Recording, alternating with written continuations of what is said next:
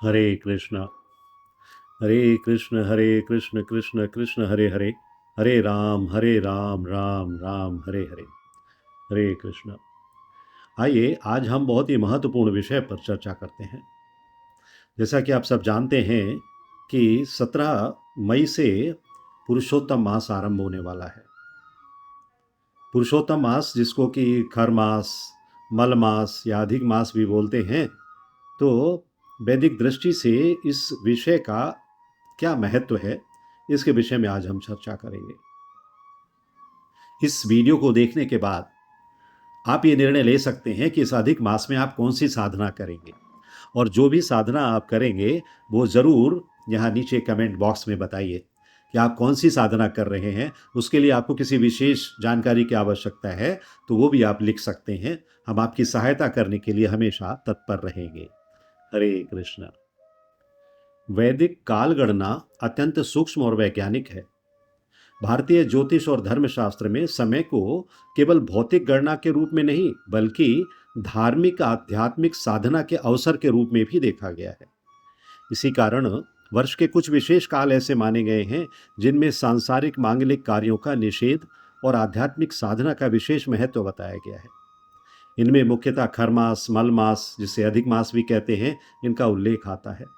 सामान्य लोगों में इनके विषय में कई भ्रम प्रचलित हैं। वास्तव में इनका उद्देश्य अशुभता नहीं है, बल्कि आध्यात्मिक उन्नति के लिए विशेष समय प्रदान करना है। तो आइए हम इन तीनों का शास्त्रीय आधार, अर्थ और महत्व विस्तार से समझते हैं। तो अधिक मास क्या है? सबसे पहले अधिक मास की चर्चा करते हैं। वैदिक पंचांग चंद्रमा और सूर्य दोनों की गति के आधार पर चलता है। चंद्रवर्ष लगभग 354 दिन का होता है। कितना? 354 डेज। जबकि सूर्य वर्ष लगभग 365 दिन का होता है। इस प्रकार दोनों में लगभग 11 दिनों का अंतर होता है। यहाँ हम जो दिन का विभाग है, दशमलव के बाद आने वाले भाग का चर्चा नहीं कर रहे।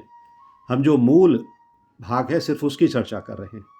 तो 354 दिन और 365 दिन, तो 365 दिन और 354 दिन में 11 दिनों का अंतर होता है। यदि यह अंतर लगातार बढ़ता रहे तो ऋतुओं और महीनों का संतुलन बिगड़ जाएगा। इस असंतुलन को ठीक करने के लिए लगभग हर 32 महीने 16 दिन के बाद एक अतिरिक्त महीना जोड़ा जाता है, जिसे कहते हैं अधिक मास। इसके वैदिक प्रमाण क्या है? सूर्य सिद्धांत में यह सिद्धांत स्पष्ट रूप से बताया गया है कि चंद्र और सौर वर्ष के संतुलन के लिए अतिरिक्त मास जोड़ा जाता है।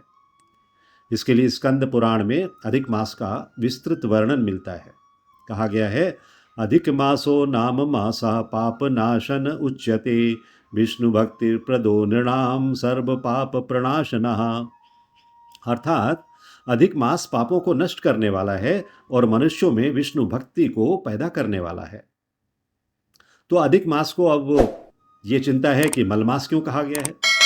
प्रारंभ में इस अतिरिक्त महीने को कोई देवता स्वीकार नहीं कर रहे थे। 12 महीने के बजाय 13 महीने हो गए ना, इसलिए मल मास कहा जाने लगा इसको। अर्थात ऐसा मास जिसका ना कोई ग्रह है ना कोई देवता है। तो पद्म पुराण उत्तराखंड में एक प्रसिद्ध कथा आती है। इस कथा के अनुसार अधिक मास दुखी होकर भगवान विष्णु के पास गया और कहता है, सभी मुझे मलमास कहकर तिरस्कृत करते हैं। तो मल का मतलब क्या होता है? जो निकृष्ट है, जो अस्वीकृत है। उसी तरह से 12 में से 13वां महीना अस्वीकृत हो गया था। तो सभी कह रहे हैं कि मलमास हो तुम तिरस्कार के योग्य हो। तो भगवान विष्णु से जाकर वो मलमास प्रार्थना कर रहा है। तो भगवान विष्णु ने उसे अपना नाम दे दिया और कहा, अब तुम पुरुषोत्तम मास के नाम से जाने जाओगे। अर्थात ये मास भगवान विष्णु को समर्पित हो गया। कितनी श्रेष्ठ बात है। अब इसका शास्त्रीय प्रमाण क्या है? पद्म पुराण में कहा गया है, मल मासो अभवत पूर्वम सर्वलोक विगर्हिता, तमेव पुरुषोत्तमम मासम चक्रे जनार्दनः।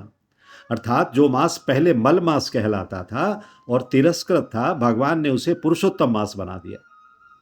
इसलिए आज वैष्णव परंपरा में इसे पुरुषोत्तम मास भी कहा जाता है। अब लोगों को यह संदेह होता है कि अधिक मास में मांगलिक कार्य क्यों नहीं होते, क्या कारण है? तो धर्मशास्त्रों में कहा गया है कि इस महीने में विवाह, गृह प्रवेश, मुंडन, यज्ञ आदि बड़े कर्म नहीं किए जाते। शास्त्रों में इसका उल्लेख है कि इस मास में मुख्यतः तप, दान, जप और भक्ति करनी चाहिए। कारण यह है कि यह महीना भोग नहीं बल्कि योग का समय माना गया है। जैसे एकादशी के दिन भोग कम करके भक्ति बढ़ाई जाती है, वैसे ही ये पूरा महीना भगवान की भक्ति के लिए माना गया है। तो अधिक मास का आध्यात्मिक महत्व क्या है? ये महीना वास्तव में भगवान विष्णु की विशेष कृपा का समय माना गया है। स्कंद पुराण में कहा गया है, यत् फलम वर्ष शतये क्रियते तद फलम पुरुषोत्तम मासे अल्प कर्मणा अपि लभ्यते। अर्थात जो फल 100 वर्षों की साधना से मिलता है वो पुरुषोत्तम मास में थोड़ी साधना से भी मिल सकता है। इसलिए इस महीने में विशेष रूप से ये कार्य बताए गए हैं, जैसे श्रीमद् भगवत गीता, श्रीमद् भागवत का श्रवण करना, हरिनाम संकीर्तन करना, तीर्थ स्नान करना, व्रत धारण करना। विशेष रूप से वैष्णव परंपरा में हरिनाम जप और भागवत श्रवण का बहुत महत्व है। अभी इससे थोड़ा सा और आगे बढ़ते हैं। हमने अधिक मास के विवरण सुना, मल मास का विवरण सुना, अभी ये खर मास भी एक शब्द आता है। ये खर मास क्या है?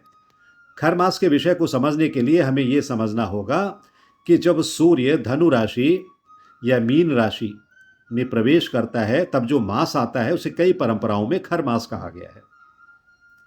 इसे सामान्यतः धनु मास भी कहा जाता है। इसका कारण क्या है कि धनु मास में सूर्य देव का रथ धीमी गति से चलते हुए माना गया है।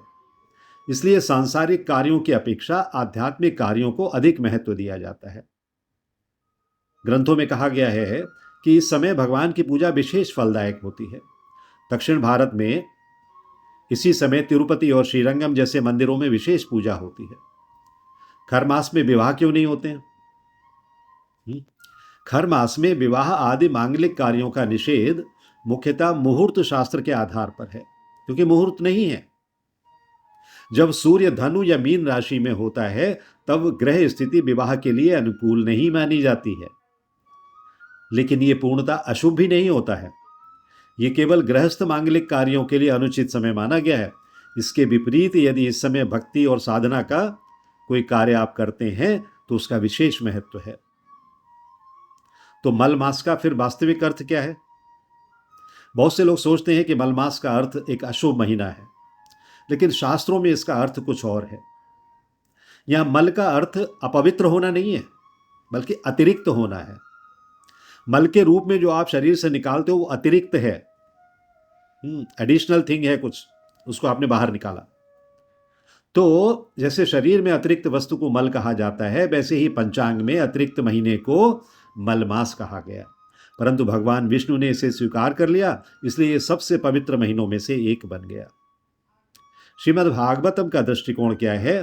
श्रीमद् भागवत पहले कैंटो के 2 अध्याय में एक श्लोक आता है, अतः पुंभिर द्विजश्रेष्ठा वर्णाश्रम विभागशः स्वनिष्ठिस्तस्य धर्मस्य संसिद्धिर्हरितोषणम। अर्थात मनुष्य के सभी कर्मों की सिद्धि भगवान हरि को प्रसन्न करने में है। इस सिद्धांत के अनुसार अधिक मास या खर मास का उद्देश्य यही है कि मनुष्य भौतिक कार्यों से थोड़ा विराम ले ले और भगवान की ओर ध्यान दे। तो अब अधिक मास में क्या करना चाहिए? शास्त्रों में इस महीने में बहुत सी साधनाएं विशेष रूप से बताई गई हैं, जैसे कि हरिनाम जप। कलयुग में सबसे श्रेष्ठ साधन हरिनाम संकीर्तन है। हरेर नाम हरेर नामेव केवलम कलो नास्तेव नास्तेव नास्तेव गतिरन्यथा। तो बृहद नारदीय पुराण में इस श्लोक का जब उल्लेख होता है, इसका अर्थ है कि हरिनाम ही लेना चाहिए, हरिनाम के अलावा और कोई उपाय नहीं है। श्रीमद् भागवत का श्रवण करना चाहिए। भागवत पुराण को भगवान का साक्षात अवतार कहा गया है।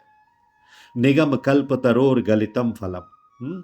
इसलिए अधिक मास में भागवत कथा का विशेष महत्व है। फिर दान का विशेष महत्व बताया गया है। स्कंद पुराण में कहा गया है कि अधिक मास में किया गया दान अनेक गुना फल देता है।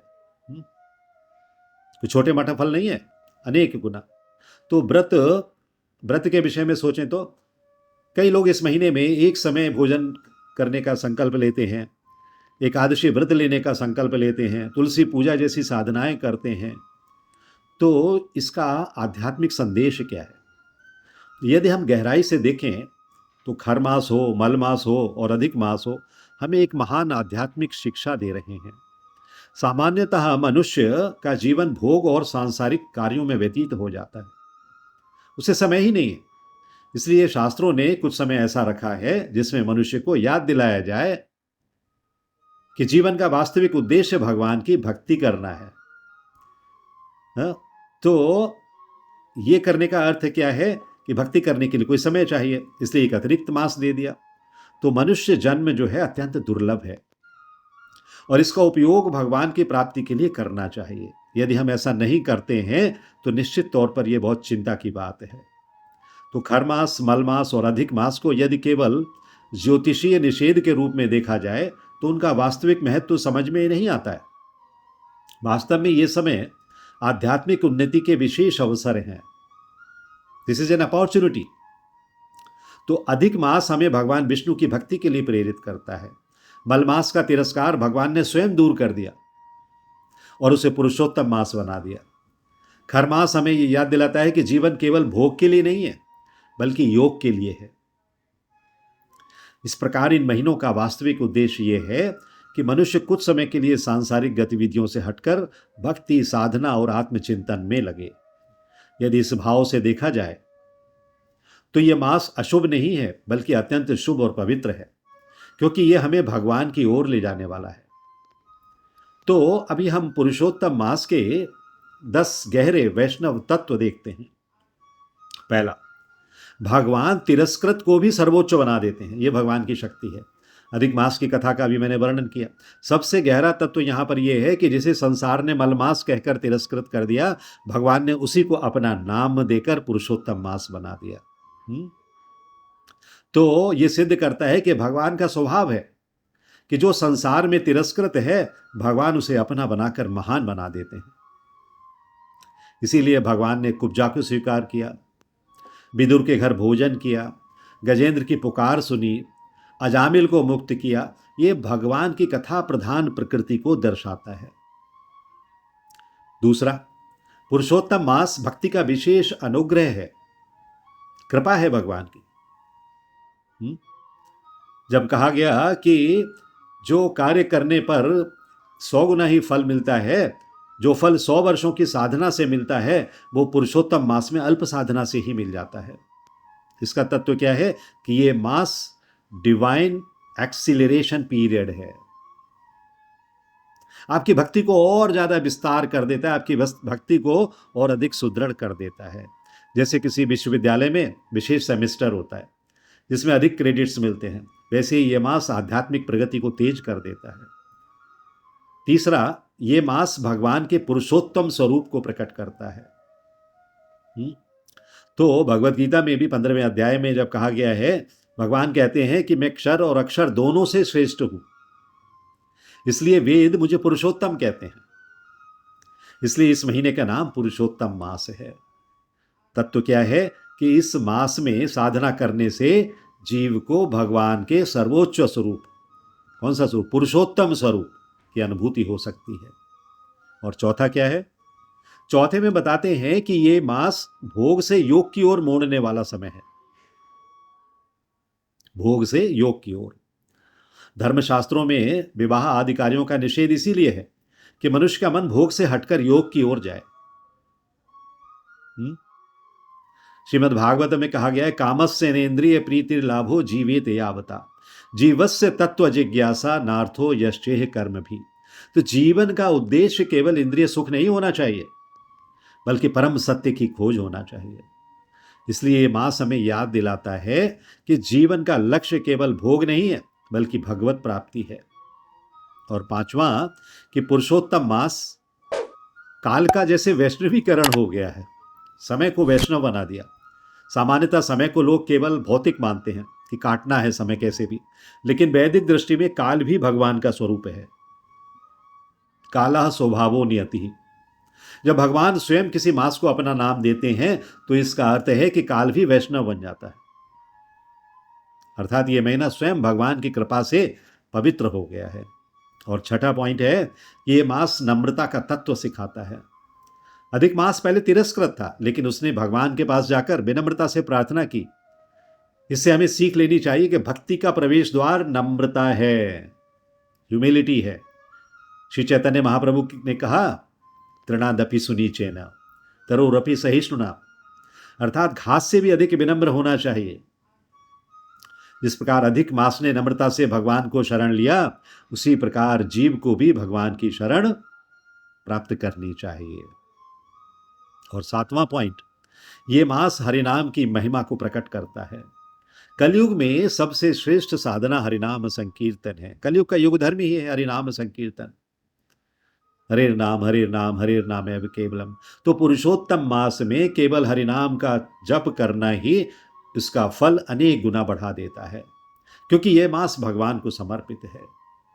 और 8वां पॉइंट, ये मास भागवत श्रवण का विशेष समय है। श्रीमद् भागवतम में कहा गया है ना, पहले कैंटो में, शृण्वताम स्वकथा कृष्ण पुण्य श्रवण कीर्तन, अर्थात भगवान की कथा सुनने से हृदय शुद्ध हो जाता है। इसलिए अधिक मास में भागवत सप्ताह, गीता पाठ, हरि कथा, ये सब विशेष रूप से आयोजित किए जाने चाहिए। ये मास जीव को अप्राकृत कृपा का अनुभव कराता है। 9वां पॉइंट, वैष्णव आचार्यों के अनुसार ये मास कृपा प्रधान मास है, अप्राकृत कृपा मिलती है, क्योंकि इसे भगवान ने स्वयं स्वीकार किया है। इसलिए इस मास में भक्ति करने से भक्त को अनपेक्षित कृपा, अनएक्सपेक्टेड कृपा मिल सकती है। और 10वां पॉइंट है, पुरुषोत्तम मास भगवान की करुणा का प्रतीक है। इस पूरे प्रसंग का अंतिम तत्व यह है कि भगवान का स्वभाव करुण है। श्रीमद् भागवतम में एक और श्लोक आता है 10वें कैंटो में, जब कहते हैं तत्ते अनुकंपाम सुसमीक्षमाणः, अर्थात भगवान की कृपा को पहचानना ही भक्ति का सार है। अधिक मास की कथा ये दिखाती है कि भगवान तिरस्कृत को स्वीकार करते हैं, अपवित्र को पवित्र बनाते हैं, दुर्बल को महान बनाते हैं। इसीलिए इसे पुरुषोत्तम मास कहा गया है। जिसे संसार मल मास कहता है, भगवान उसे पुरुषोत्तम बना देते हैं। महानता है भगवान की। ये मास आध्यात्मिक प्रगति का समय है। ये भगवान के पुरुषोत्तम तत्व को प्रकट करने वाला मास है। ये भोग से योग की ओर मोड़ने वाला समय है। ये काल को भी वैष्णव बना देता है। ये नम्रता का पाठ सिखाता है। ये हरिनाम की महिमा को बढ़ाता है। ये भागवत श्रवण के लिए सर्वोत्तम समय है। ये अप्राकृत कृपा का अवसर है। ये भगवान की करुणा का लाइव एग्जाम्पल है, जीवंत उदाहरण हम सब देख रहे हैं अपने समय में। पुरुषोत्तम मास के जो शास्त्रीय प्रमाणों का मैंने यहां वर्णन किया, इससे हमें यह समझ में आता है कि ये कोई मैन मेड थ्योरी नहीं है, इसे भगवान ने बनाया है। भगवान ने इसे इस स्वरूप में दिया है ताकि समय का स्थिरता हो सके। 12 महीने की चीजें 12 महीने के अंदर रहें, इसलिए ये सब व्यवस्था की गई है। तो आज के इस विषय को समाप्त करने से पहले हम सारांश रूप में ये समझते हैं क्या कि इन सभी शास्त्रीय प्रमाणों से ये स्पष्ट होता है कि अधिक मास भगवान विष्णु को समर्पित है। ये भक्ति का विशेष काल है। इसमें किया गया पुण्य अनेक गुना बढ़ जाता है। हरिनाम, भागवत श्रवण और दान का विशेष महत्व है। ये मास भगवान की विशेष कृपा का समय है। इसलिए वैष्णव आचार्य इसे पुरुषोत्तम मास कहते हैं।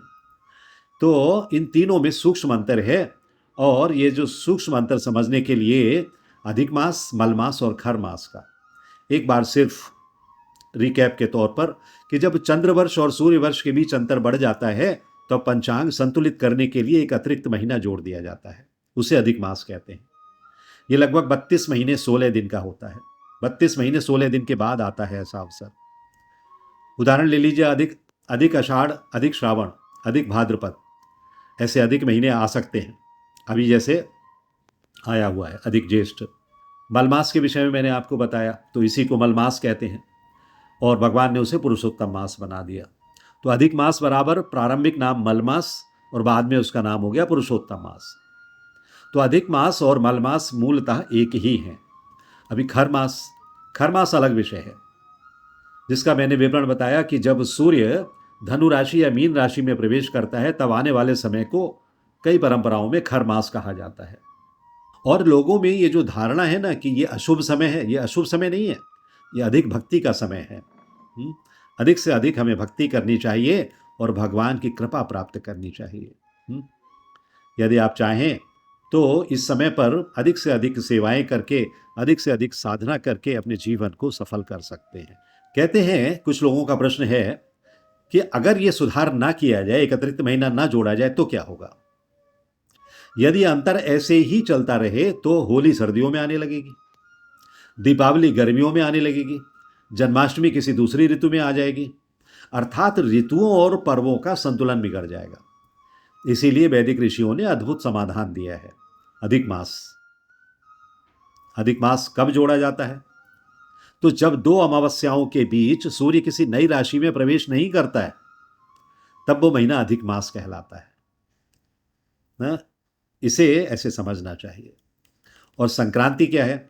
संक्रांति जब सूर्य एक राशि से दूसरी राशि में प्रवेश करता है, उसे संक्रांति कहते हैं।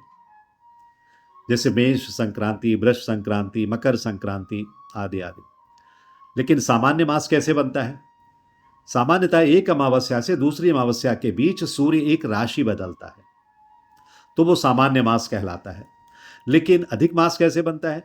एक अमावस्या से कभी कभी ऐसा होता है कि दूसरी अमावस्या तक सूर्य कोई राशि परिवर्तन नहीं करता, तब वो पूरा महीना, अर्थात उस अवधि में कोई भी संक्रांति आती ही नहीं है, तब वो पूरा महीना अधिक मास कहलाता है। उदाहरण से समझ लीजिए, मान लीजिए अमावस्या 1 जुलाई को हुई, अगली अमावस्या 30 जुलाई को हुई, और इस पूरे समय सूर्य ने राशि नहीं बदली, तो ये अधिक समय जो है क्या माना जाएगा? अधिक आषाढ़। या जिस महीने में भी ऐसा हुआ तो उससे संबंधित अधिक मास कहा जाएगा। तो 11 दिन का अंतर होता है, तो 11 दिन का अंतर होने के कारण लगभग 33 दिन का अंतर मानकर एक महीना जोड़ दिया जाता है। अभी लोगों को यह भी संदेह रहता है, क्या ये लीप ईयर जैसा है? नहीं, ये लीप ईयर से अधिक उन्नत है, मोर एडवांस्ड है। पश्चिमी प्रणाली और वैदिक प्रणाली में यही अंतर है। पश्चिमी प्रणाली में 4 वर्ष बाद एक दिन जोड़ते हैं, और वैदिक प्रणाली में लगभग 32 महीने बाद एक महीना जोड़ते हैं। तो सौर गणना और चंद्र गणना, इन दोनों के आधार पर इनको संतुलित करने के लिए ऐसा किया जाता है। हरे कृष्ण कृष्ण कृष्ण हरे हरे, हरे राम राम राम हरे हरे, हरे Krishna. If you like this video, press the like button and share it with your family and friends. If you want to watch more such videos, please subscribe to our channel, and for getting updates, press the bell icon.